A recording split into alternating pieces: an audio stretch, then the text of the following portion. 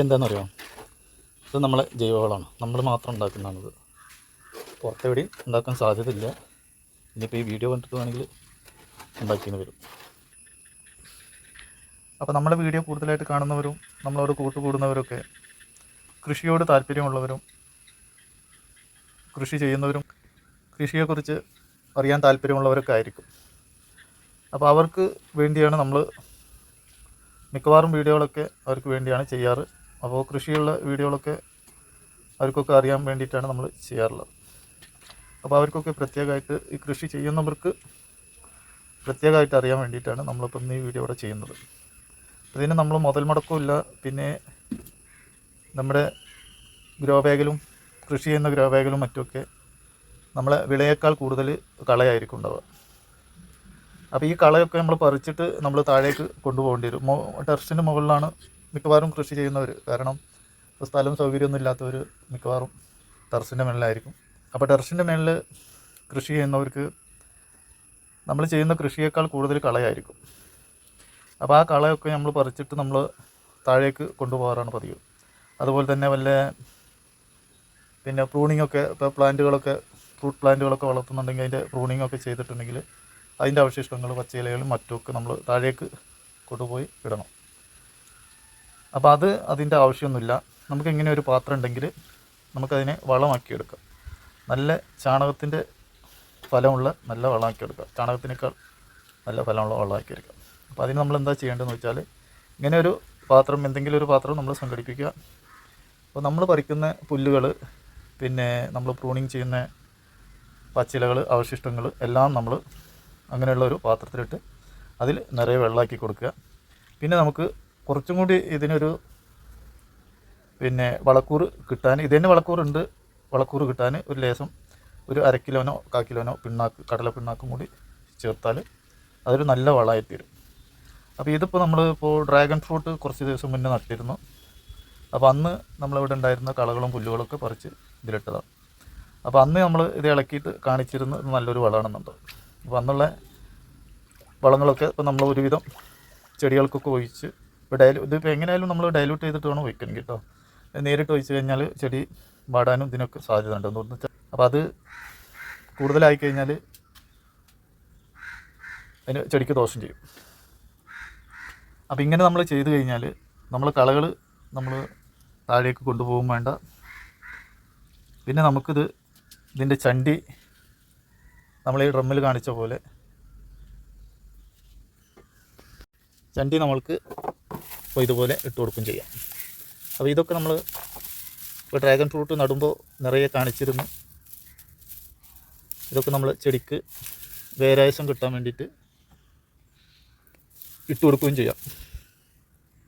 അപ്പോൾ പറഞ്ഞു വരുന്നത്, ഒന്നും നമ്മൾ താഴേക്ക് കൊണ്ടുപോകേണ്ട ആവശ്യമില്ല.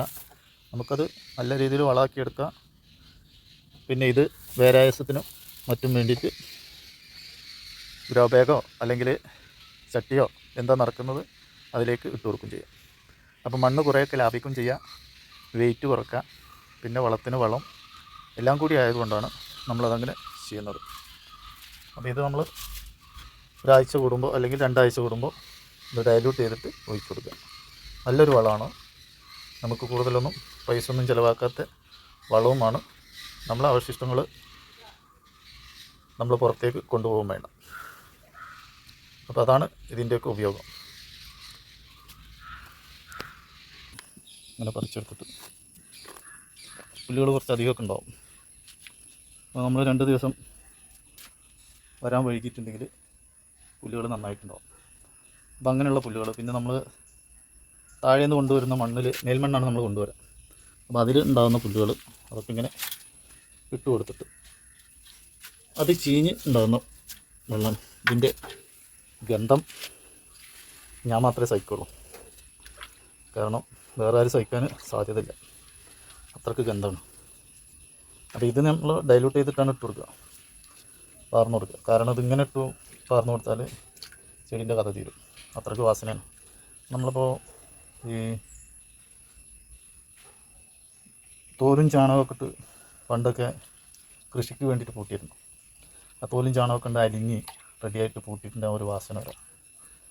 അപ്പോൾ അതിനെ മറികടക്കുന്ന വാസനയാണ് ഇപ്പോൾ.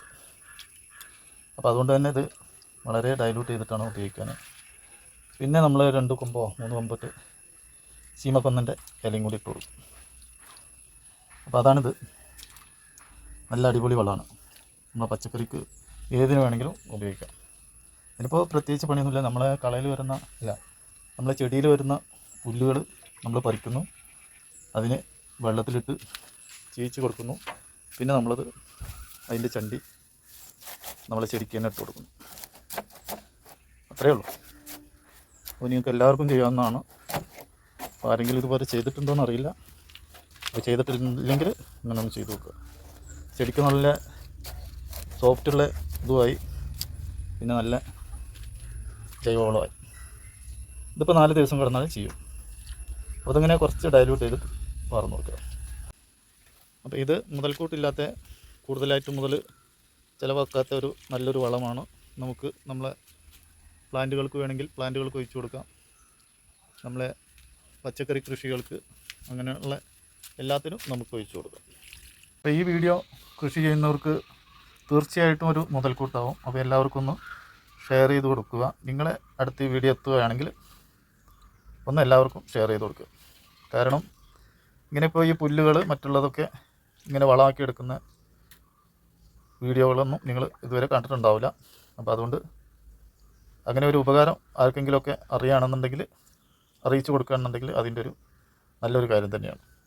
അപ്പോൾ നിങ്ങൾ കണ്ട് നിങ്ങൾ ചെയ്യുക, മറ്റുള്ളവർക്കും എത്തിച്ചു കൊടുക്കുക. അപ്പോൾ അതാണ് ഇന്നത്തെ വീഡിയോയിൽ നമുക്ക് പറയാനുള്ളത്. അപ്പോൾ എല്ലാവരും നമ്മളെ വീഡിയോ ഒക്കെ കണ്ട് നമ്മളെ സപ്പോർട്ട് ചെയ്യാം. വീഡിയോ ഒക്കെ നിങ്ങളുടെ മുന്നിലെത്തിയാൽ ഒന്ന് ലൈക്കും ഷെയറൊക്കെ ചെയ്ത് നമ്മളെ ചാനലിനെ, നമ്മളെ ഉദ്ദേശത്തെയൊക്കെ ഒന്ന്, നമ്മുടെ ചാനലിനെയൊക്കെ ഒന്ന് ഹൈ ലെവലിലേക്ക് എത്തിക്കുക. അപ്പോൾ അതൊക്കെ നിങ്ങളെക്കൊണ്ട് കഴിയുള്ളൂ. നമുക്ക് വീഡിയോ ചെയ്യാനേ പറ്റൂ. നമ്മളെ ചാനലിനൊക്കെ ഉയർത്തേണ്ടത് നിങ്ങളൊക്കെ തന്നെയാണ്. അപ്പോൾ ഇത്രയും പറഞ്ഞ് നമ്മൾ വീഡിയോ ഇവിടെ പൂർണ്ണമാക്കുന്നു. എല്ലാവരും നമ്മളെ വീഡിയോ കണ്ട് നമ്മളെ സപ്പോർട്ട് ചെയ്യാൻ മറക്കല്ലേ. മറ്റൊരു വീഡിയോയുമായി വരുന്നവരെ എല്ലാവർക്കും നന്ദി, നമസ്കാരം.